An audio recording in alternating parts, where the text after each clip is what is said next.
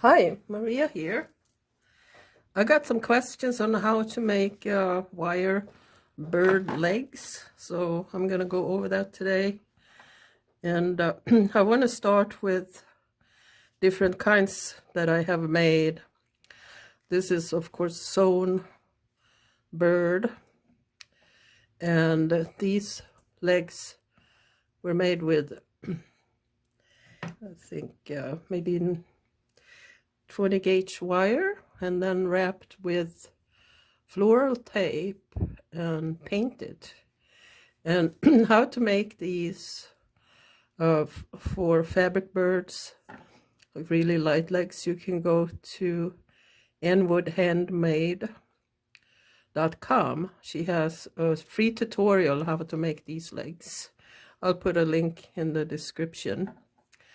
And then, but I have tried different kinds, and these are the ones I make these days. They're made out of 20 gauge, no, 19 gauge galvanized steel wire. 19 gauge, they are a little bit hard to work with because you can see how tough it is, but it's makes the legs strong because the bird weighs, it's not a lightweight bird, so you need some sturdy legs for it. And I'm going to show you how to make these. Well, I use 5 wires, but you can get away with 4. I use 5 because of the gives it extra stability. And that was the silver colored galvanized steel, and these are the annealed steel wire that comes in like dark brown.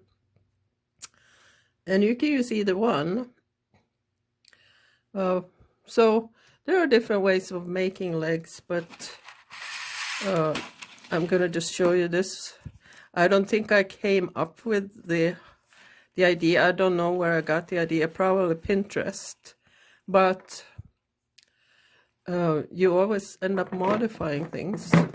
You're gonna need wire cutters and flat nose pliers, maybe round nose pliers, possibly not, but I use about 5 or 6 inch length. You can always make it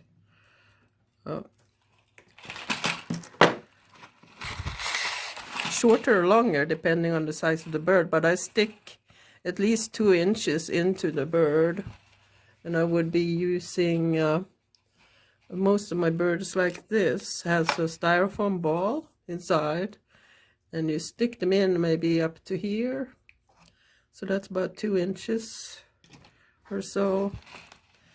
And try to straighten these wires as much as you can, and cut 4 of similar lengths.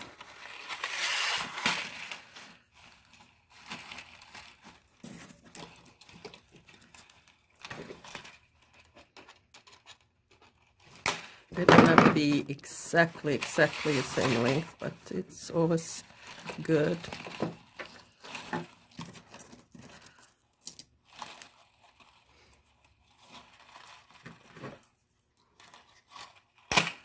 All right, at my 4, and even at the bottom where the toes are gonna be. So I just hold them together like that and take one of the wires. This is the tricky part, is to start winding it. You have to really add some strength to it, but it's doable.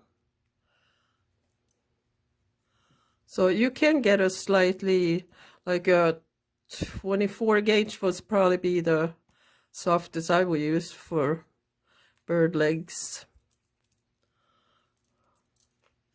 So just keep winding it.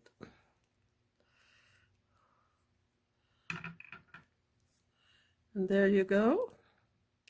You can wind it as tightly or loosely as you like as far as rotations around here. Use flat nose pliers to kind of flatten it in with the other. See, there was kind of a big difference in length here. So you want to cut that off. Make sure it doesn't fly into your face. Okay, and then what I do, I take this wire, which is copper. I like the contrast, but you could have, of course, the same color wire. This is very bendy. Let's say it at least 26 gauge maybe. The higher the number, the bendier the wire. And then I put the top at, you know, like up here, so it will be wrapped in to the wrap, so there's nothing sticking out from the beginning here. It's a bit tricky, but try to make it as tight as you can, because it will hold the claws together.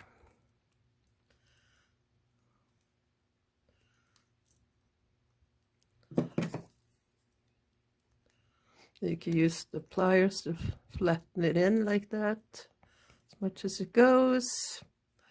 There you got the length of your leg, and one of these are gonna stick in the back, and there'll be 3 in the front. So you can see if any of these feels loose, you can drop a drop of super glue right here in this hole. It takes a while to dry, but that will definitely hold everything in place. And then I take, you can check and see if you think the wire is too long, then you can trim that. And then you want to make it like a claw to bend the edges or the ends.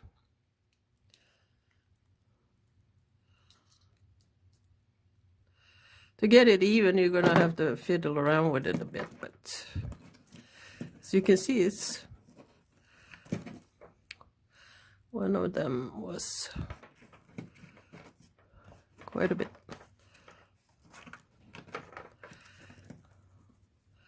It is a bit fiddly.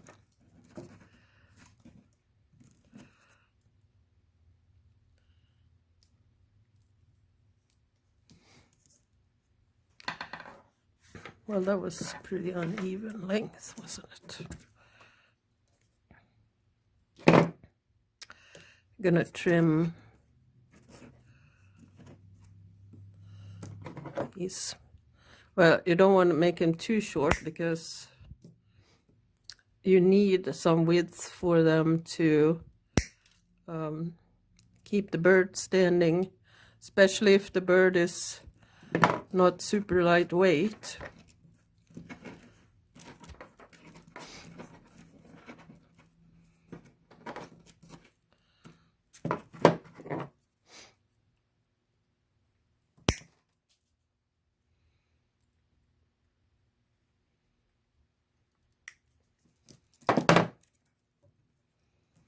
It's a good idea to wear safety glasses if you don't wear glasses normally when you cut wire, because it flies.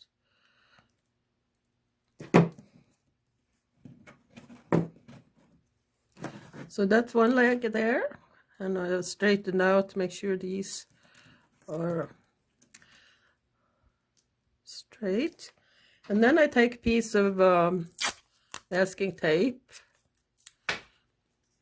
and I wrap that around the top here to make it easier to insert into the styrofoam ball body. See if I have a ball here. Hold on.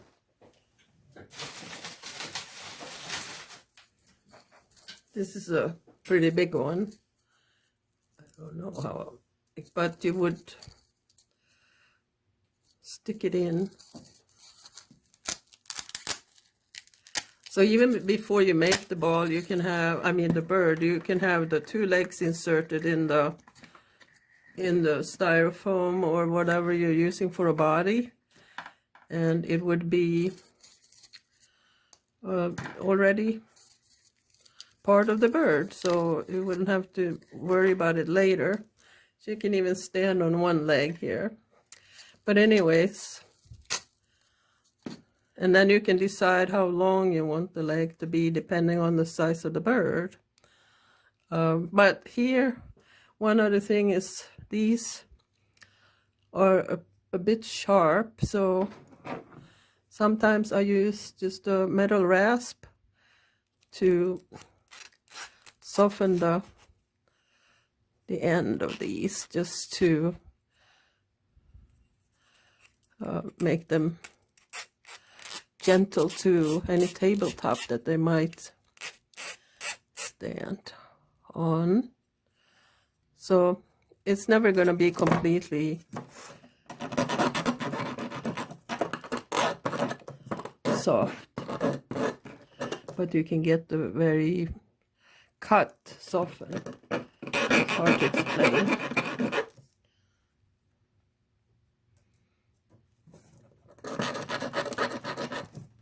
I haven't had any complaints, but I don't like people to hurt themselves if they buy a bird with sharp claws. So that's one, and you just do the same with the other one. And it's pretty easy once you get the hang of it. It's a bit fiddly otherwise, but you can do it.